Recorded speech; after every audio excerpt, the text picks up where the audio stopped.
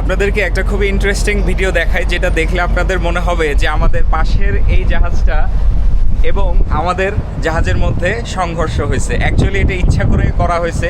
আমরা গতকালকে চলন্ত অবস্থায় এই দুই জাহাজ পাশাপাশি এসেছি, অ্যালংসাইড হয়েছি। কারণ হচ্ছে আমাদের শিপ টু শিপ অপারেশন চলতেছে। আমরা পাশের জাহাজ থেকে 1,00,000 টন খনিজ তেল লোড করতেছি। এখন আমরা অ্যাকচুয়ালি ওপেন সিতে আছি একেবারে। এটা মালয়েশিয়া থেকে 40 নটিক্যাল মাইল মতো দূরে, এবং এই মাঝ সমুদ্রে কোনো ধরনের টাগবোটের অ্যাসিস্ট্যান্স ছাড়াই আমরা দুই জাহাজ পাশাপাশি এসেছি এবং একে অন্যের সাথে ব্রেকফাস্ট করা হয়েছে। এটা আমার লাইফে প্রথম একটা এক্সপিরিয়েন্স ছিল। আমার পাশের এই জাহাজটা হচ্ছে একটা ভিএলসিসি জাহাজ।